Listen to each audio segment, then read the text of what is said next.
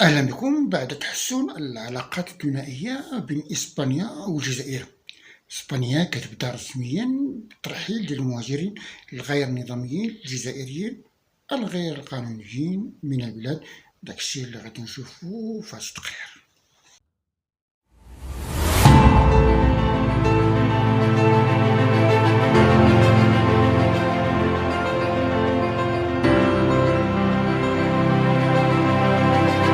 بدات السلطات الإسبانية رسميا في استئناف واحد العملية ديال الترحيل ديال المهاجرين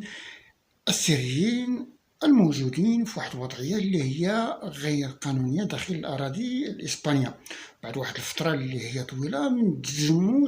التجمد اللي رافق الأزمة الدبلوماسية بين مدريد والجزائر على واحد الخلفية ديال الموقف السياسي من قضية ديال الصحراء المغربية. حسب واحد الصحيفة الإسبانية اللي هي ABC، في واحد المذكرة داخلية صادرة عن المفوضية العامة للهجرة وكذلك الحدود التابعة للسلطة الوطنية الإسبانية، كتشير إلى أن مدريد توصلت إلى واحد الاتفاق مع الدولة ديال الجزائر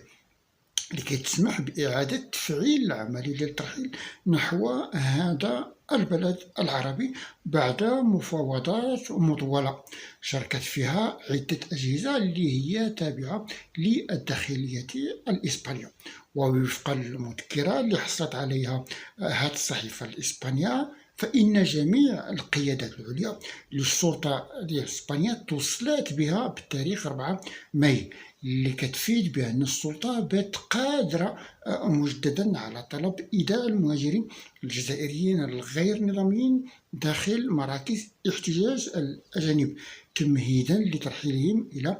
الجزائر. وفي نفس المصدر دائما تيقول بأن المذكرة كتشير إلى أن الوحدة المركزية للترحيلات غادي تولى الإشراف على العمليات بما في ذلك تحديد المراكز ديال الاحتجاز ونفس الوقت والموانئ ديال الانطلاق وعدد المرحلين في كل عملية. كيشير أيضا إلى عودة التنسيق الأمني والإداري بين البلدين إلى المستوى السابق، وكيجي هذا التطور هذا في السياق ديال تحسن العلاقات الثنائية بين مدريد والجزائر بعد مرحلة توتر حاد اندلعت إثر إعلان الحكومة ديال بيدرو سانشيز دعمها للمبادرة ديال الحكم الذاتي المغربية باعتبارها هي الأساس أكثر جدية وواقعية وفي نفس الوقت مصداقية لحل هذا النزاع ديال الصحراء المفتعل. وكانت الجزائر قد ردت آنذاك بتجميد عدد من المجالات ديال التعاون مع إسبانيا بما في ذلك ملفات كترتبط بالهجرة وإعادة المرحلين، الشيء اللي أدى إلى تعليق العملية ديال الترحيل ديال الجزائريين اللي كيوصلوا إلى السواحل الإسبانية بطريقة اللي هي غير قانونية. وخلال الأشهر غير الماضية وجهت السلطات الإسبانية صعوبات اللي هي متزايدة في التدبير ديال ملفات المهاجرين الجزائريين، خصوصا مع ارتفاع عدد الوافدين إلى المناطق ديال جنوب إسبانيا وجزر ديال البليار انطلاقا من السواحل الجزائرية وفق ما قالت دائما الجريدة ولا الصحيفة ABC. وحسب المصدر ذاته كتضم المقاطعة ديال أليكانتي واحدة من أكبر الجاليات الجزائرية في إسبانيا، وشهدت خلال الأسابيع الأخيرة طوابير طويلة للمهاجرين اللي كيسعوا مساكن في العوان للتسوية ديال الأوضاع ديالهم القانونية في إطار البرنامج ديال التقنين التي أطلقتها الحكومة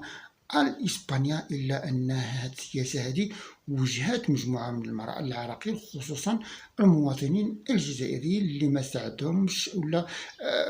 ما عطاتهمش الدولة ديالهم الإمكانية للتسوية ديال الأوضاع ديالهم، ربما مجموعة من التعقيدات باش لاستخراج مجموعة من الوثائق المطلوبة. كتضطر السلطة الإسبانية إلى تعزيز الانتشار ديالها الأمني قرب المقرات القنصلية الجزائرية بالضبط بسبب التوتر اللي رافق الطلبات ديال الحصول على الوثائق والسوابق العدلية مثلا اللي هي المطلوبة في ملفات ديال التسوية القانونية، ولا سيما في ظل القرارات التي تهدد بترحيلهم من إسبانيا إلى البلد الأم. كتشير دائما هذه الصحيفة الإسبانية إلى أنه قبل أيام قليلة قامت السلطات الإسبانية بإعادة 5 قاصرين جزائريين إلى عائلتهم في مدينة وهران، في واحد الخطوة وصفت بأنها مؤشر إضافي على استئناف التعاون بين الطرفين في قضية ديال الهجرة. هاد 5 هادو إلا كنتو كتذكرو 5 ديال الشباب قاصرين مشاو عبر واحد القريب ديال الموت، وصلوا للسواحل ديال إسبانيا، ودابا كنسمعو بأنها راهم رجعتهم ووصلوا للبلد ديالهم في أمان.